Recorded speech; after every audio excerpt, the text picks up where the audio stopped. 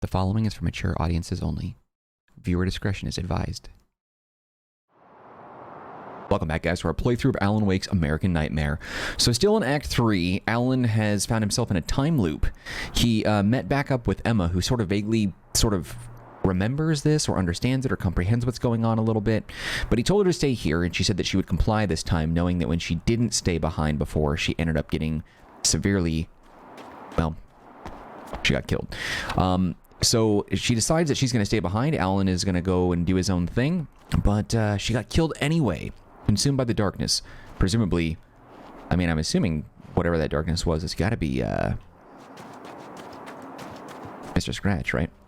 Anyway, we're going to go and take a look at these motel rooms now.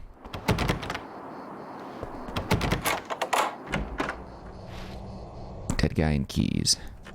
Before I do that, though, I don't want to quite do that, because I'm worried that if I do some of these things, I'm going to miss out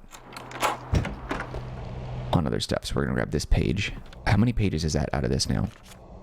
25 out of 53, and it's 16 out of 21 for this area. Alice and Barry, my wife and my best friend, are easily the two most important people in my life, and they've never really gotten along with each other. I suppose both of them resent the other's intrusions into what they considered their domain. After I was gone, they maintained an uneasy truce. My book stayed in print, still selling, the licensing machine churned away. She was my wife and controlled the intellectual property. He was my agent and took care of the business. I wish they found more common ground than that.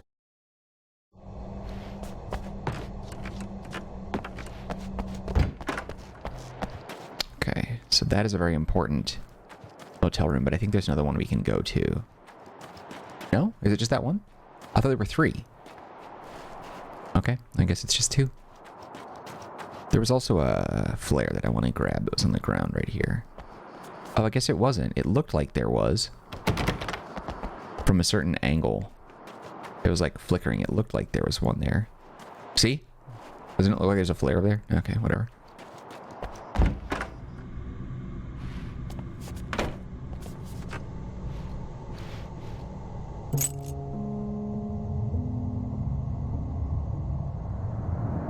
It's said that nobody knows what the future might bring, but for this man, it's no longer entirely true. A weaker man might simply give up, but the champion of light is an expert on destiny. Sometimes the puppet and puppeteer can be one and the same. Yeah, we would have missed that page if I would have gone to this first. Okay, so back to the observatory. I think this is Act 3. Maybe this is Act 2. I don't know. I'm not sure. Red Tooth. Its top littered with man-made eyes that stare into the endless depths of space. Tonight, the champion of light will depend on them to pick out a message from the ether. Okay. Yes, I'm not sure exactly what constitutes Act 1, 2, and 3. I guess the Alan Wake Wiki will help me with my proper labeling of these videos. But as I'm recording this, I'm actually recording this all in one straight shoot. So even though you guys are... History repeats itself. The man remembers the patterns. He knows that he needs the missing part for the telescope. So... Better find Dr. Meadows' car. That's where the camera should be. So even though you guys are getting one video a day, I'm actually doing this all in one evening, recording this whole thing.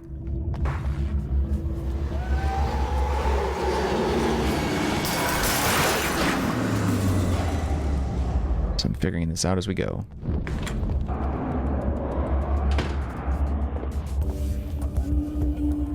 Yeah, there's a grenader out there. Oh, God.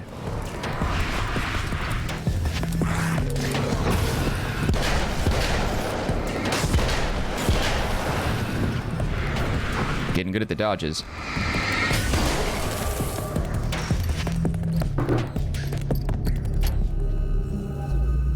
Damn, okay.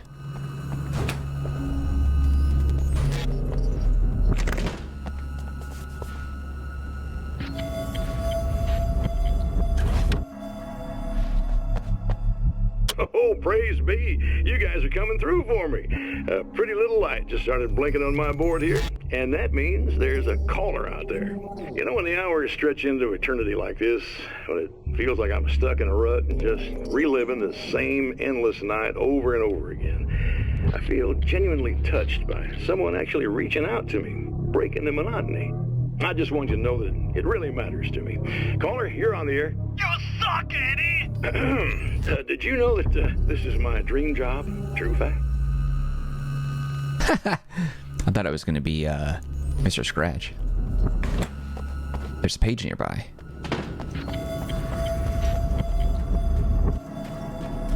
So we were in here before and there was not a page. There it is.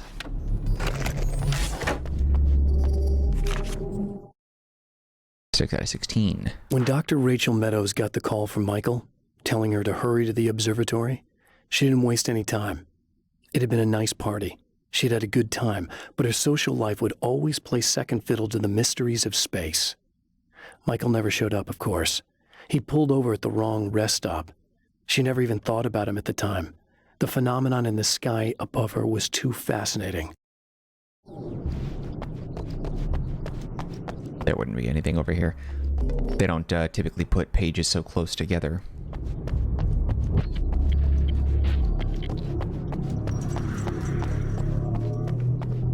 There was a page on this bumper before. Damn rattlesnakes, man. Oh shit.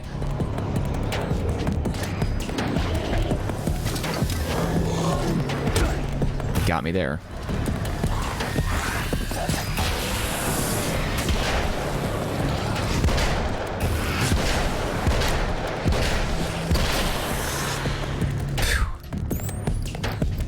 There are two pages really close together. There's one. There are places where our world is worn thin, and another reality brushes against ours. One such site is Cauldron Lake near Bright Falls, Washington. But there are others. That other reality is dark, vast, and malleable, always in flux. In its depths dwell vast forces and alien energies. They're dangerous. But in one of these places, if you know how, you can channel the power of that place and use it to shape reality.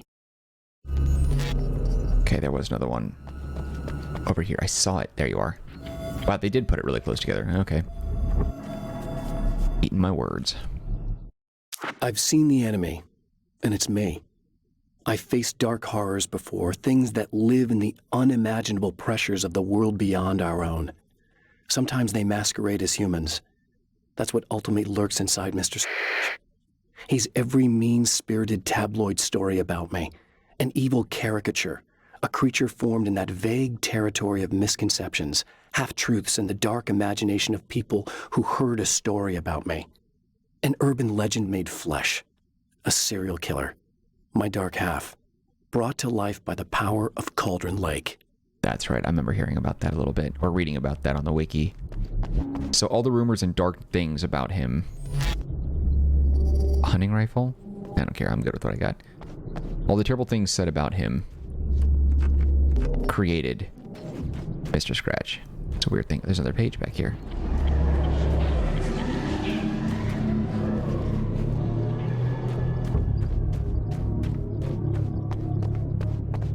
The heck is all that down there? Oh, that must be the town. The darkness rose from the depths of Cauldron Lake and took Alice. It needed words. It needed me to write its way into our world. She was leverage, a hostage. I complied, but with a twist. I put in a loophole that gave me a chance to fight back. I was hunted by shadowy enemies, but I faced the darkness. I fought it with light. I drove it back. I saved Alice, but it came with a cost. I was trapped in the dark place below Cauldron Lake.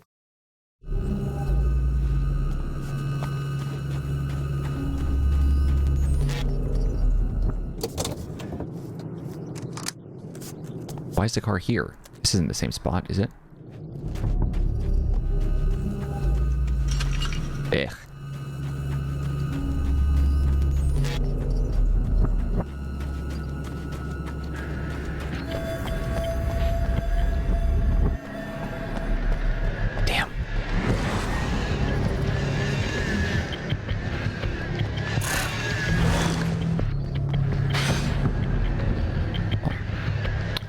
boy.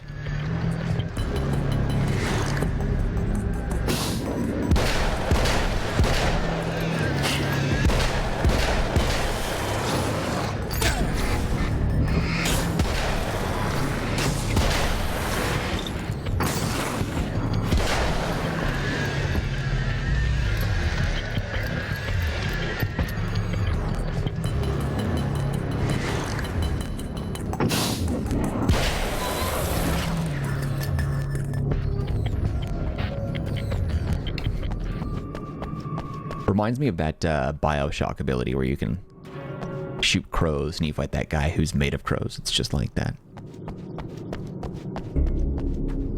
Yeah, her car was back here before, was it not? Yeah, because we got attacked by all the spiders. There's a flashbang back here as well. Yeah, her car's not here now, and there's no webs.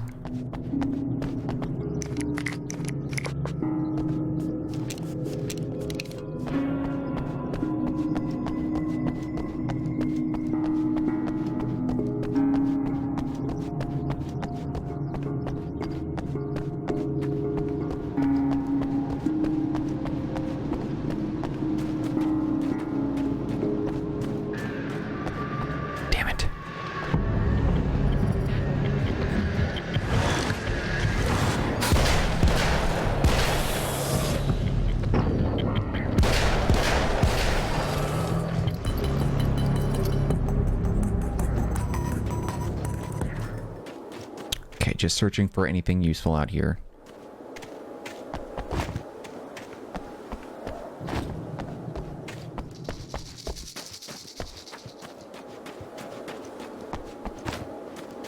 Before we go back inside and talk to a good doctor.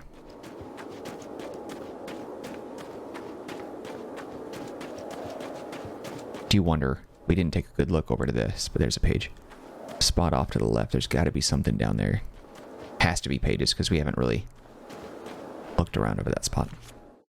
10 of 16. It may well be the tool the darkness favors over any other. At some point, they used to be human, but whatever humanity they once had is long gone. Now they're just shells covered and filled by darkness. The Taken Mr. throws at me are more grotesque and varied than the ones I first encountered in Bright Falls. But I know how to deal with them.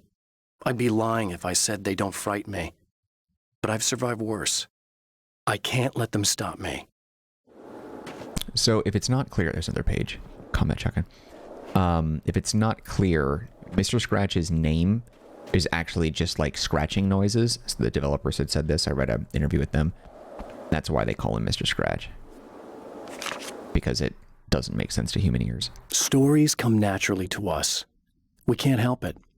There are many different worlds, many competing realities within our heads, fueled by books, television, even barely remembered childhood tales. There's an endless supply of fictional concepts more familiar to us than anything or anyone real.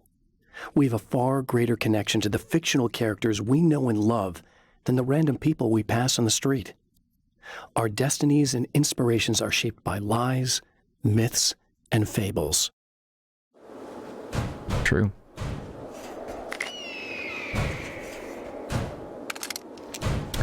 All right, before we go inside, because again, I don't want to miss the opportunity, we're going to pop down here, and I'm going to look at this extension of the observatory, because I guarantee you my life there's a page there.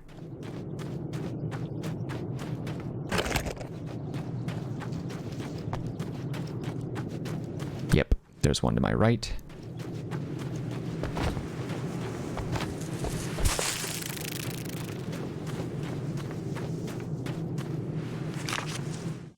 After my disappearance, they thought I was dead. I might as well have been. I know it's been 2 years. I know Alice has moved on.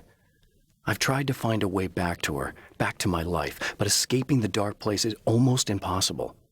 Time does strange things here, but dreams and radio signals can pierce the veil between the worlds.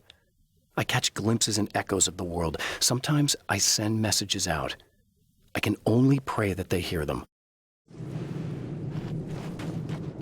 There's got to be another page. That can't be the only one.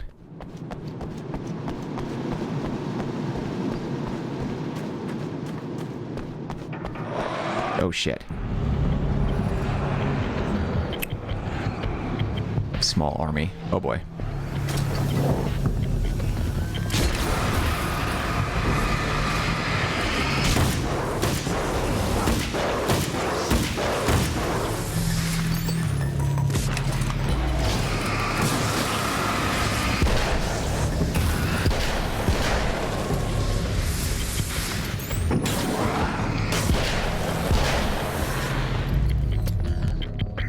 that all of you? Oh, God. There it is.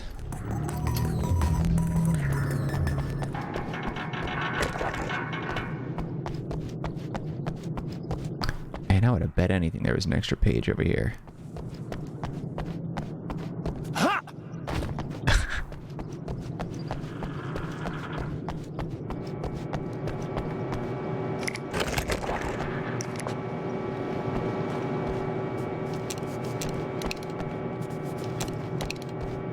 Alright, back up.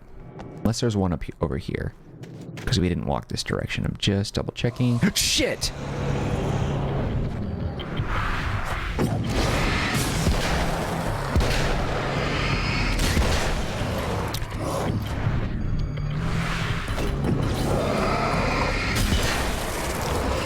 There is something over here.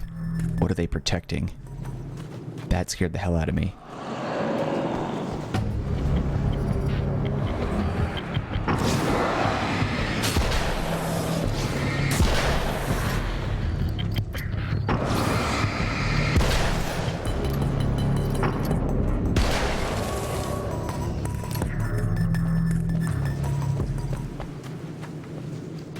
Really? You're telling me there's nothing here?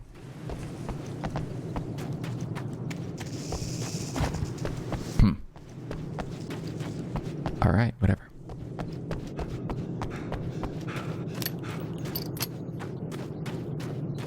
So we have 12 of 16.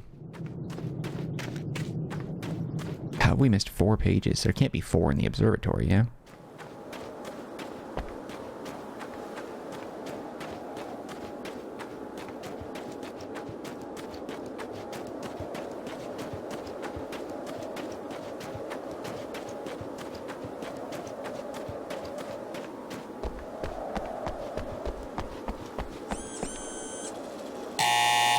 It's you! How dare you!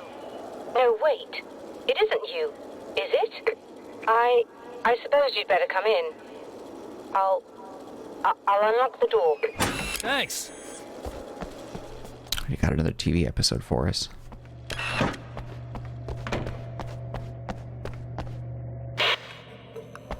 I know what you're thinking.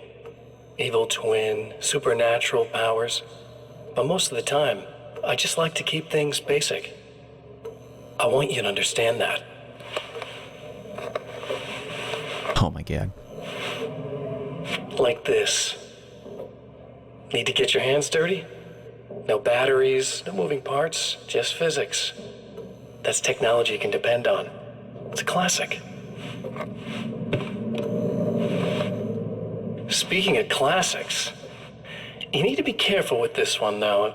If the victim suddenly twists, you might end up cutting yourself. It's not really a workhorse, but I'm a sucker for this style. Now this is more like it. You've got slip-resistant grip. Believe me, you really want that traction once you're wrist deep in somebody. The blade's stiff enough so it won't open by accident in your pocket, but it's still really easy to open with just one hand. Now that's a big thing for me. I know what you're thinking. It's too big, too heavy. But sometimes you just need the extra oomph. If you're talking intimidation, this is gonna do the job. Also great for dismemberings and whatnot. You know, the messy jobs. I can't tell you how many things I've MacGyvered with this stuff.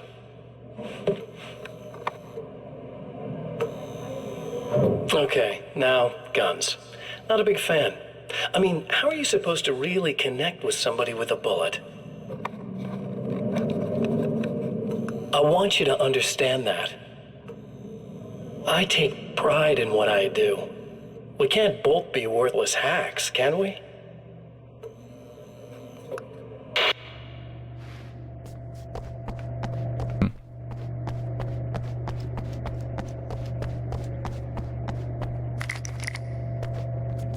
You'll have to forgive me, but this feels very strange. It seems like this has all happened before. I have the replacement part for your telescope, Doctor. All right. Let's get it installed. Now, we got attacked the last time that we did this.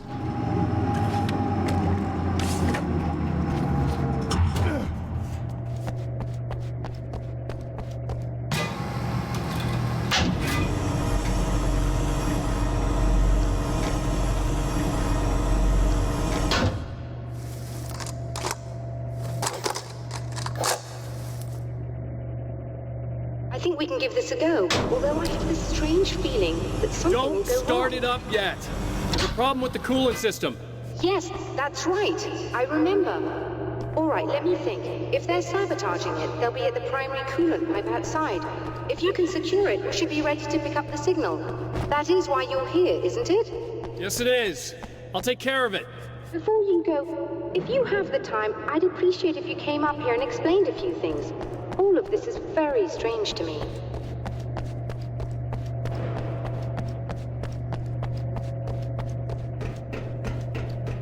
So happy that he can run for this long.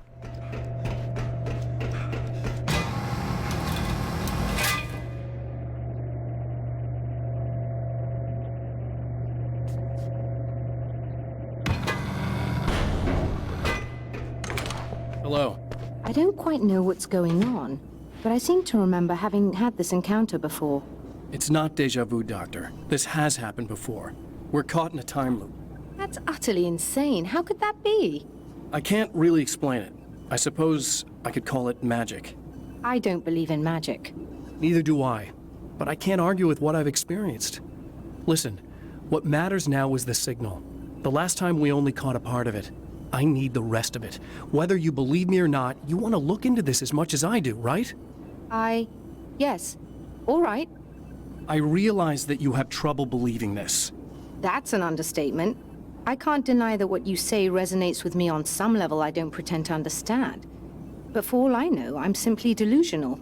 But it's not just you. I've experienced the same thing as you. Doesn't that prove something, at least? Maybe. On the other hand, given your appearance, and the fact that you're trying to convince me that I'm not insane, perhaps you're merely a hallucination that accompanies my delusions. You're not having a psychotic episode, Doctor. For what it's worth, I'm a skeptic by nature. I completely understand your reluctance to believe me. There are people caught so deep in their psychosis that they retroactively manufacture memories and beliefs that conform to the situation at hand. Sure, but you have to stop second-guessing yourself at some point, if you want to get something done. Seems like a very abrupt way to end that conversation with her.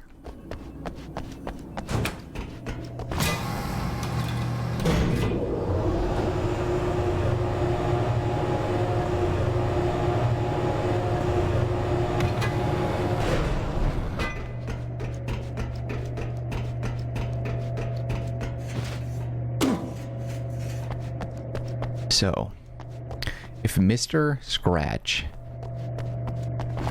can send him back in time, I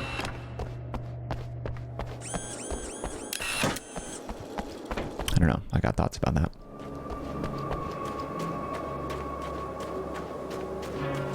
It's down there.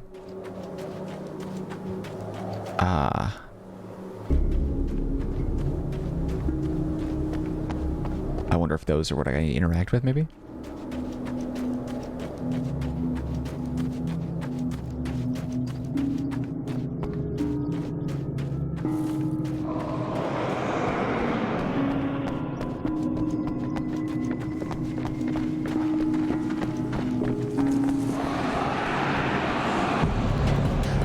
Crap.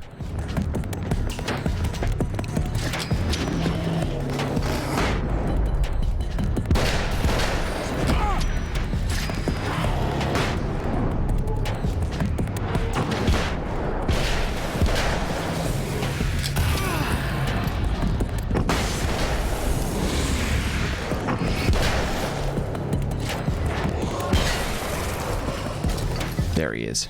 Uh-oh.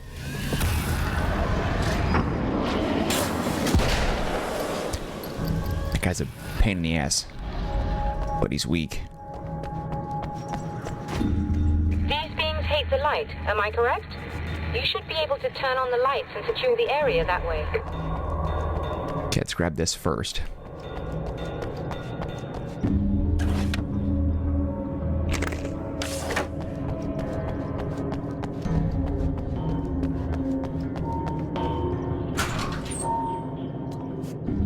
Doctor, can you hear me?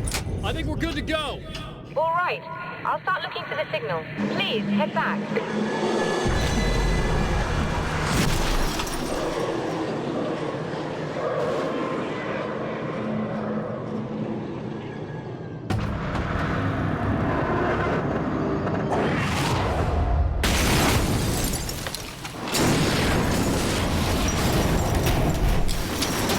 I guess they didn't like that. That was a waste. Gotta be. Damn mountain's trying to kill me.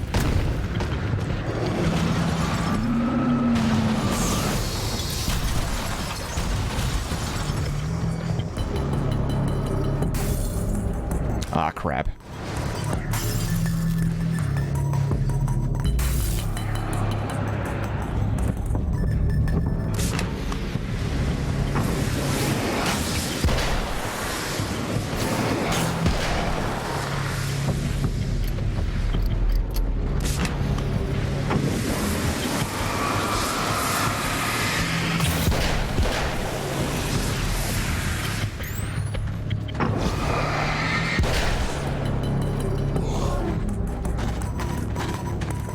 Uh-oh.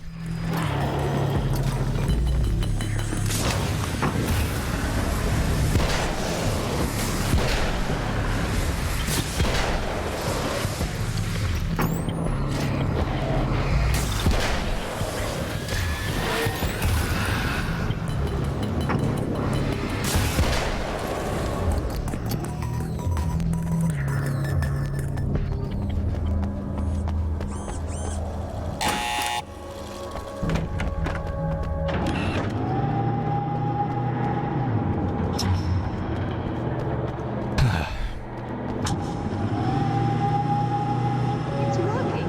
Please, come up here.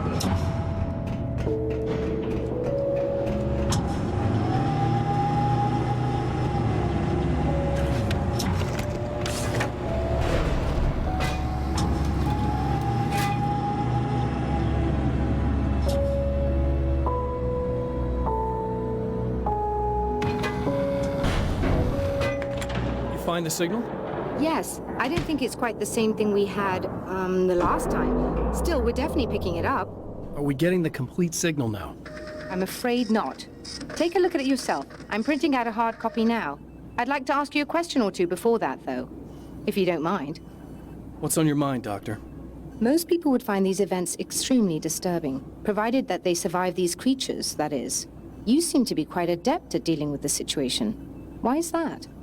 Yes, I was involved in... It's a complex story. I was in this small town, and a horrible thing from another dimension kidnapped my wife and manipulated me into writing this horror story that came true.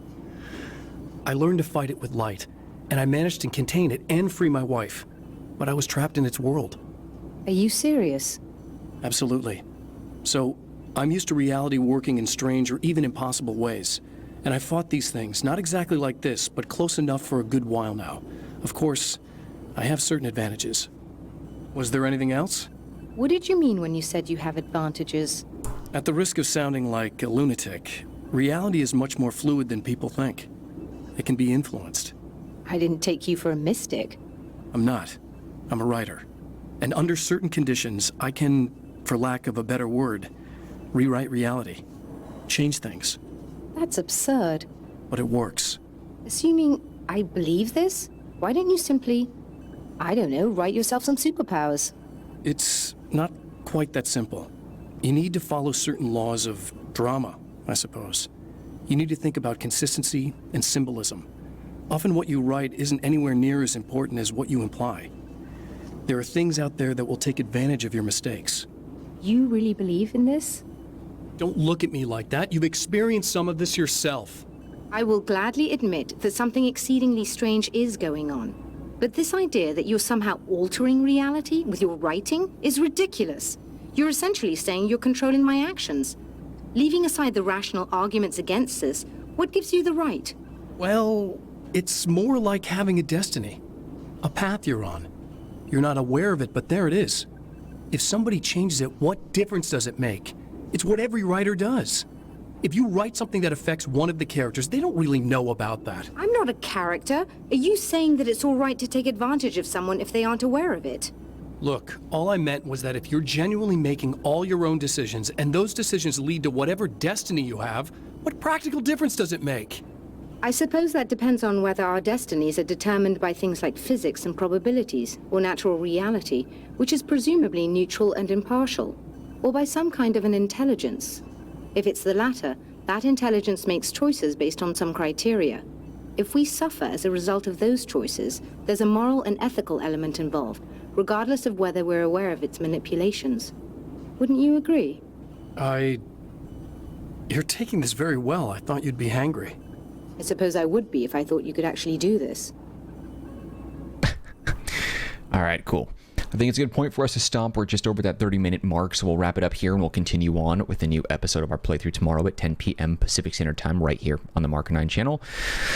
Oh boy, man, I'm not sure how much longer this particular DLC goes for, but it's very intriguing. I do like this story a lot. This is a lot of fun, and finding out more about Mr. Scratch is very exciting considering how it has a very heavy impact on the Remedy video game universe. You'll have to look it up yourself, but Mr. Scratch extends beyond that of the walls and confines of Alan Wake. But anyway, there's a wrap right here. I think, like I said, we'll move on. But for now, if you enjoyed the video, be sure to hit the like button. Do not forget to subscribe. Any feedback for me, leave it in the comment section. I'll get back to you as soon as possible. Otherwise, I appreciate your time and hope to see you when we continue with the brand new episode tomorrow, right here on the Mark 9 channel, part of Mark After Dark. All right, guys, that's it for me. Take care, be well, and I hope to see you when we continue with Alan Wake's American Nightmare. He's look at me. All right, take it easy, guys. I'll see you later.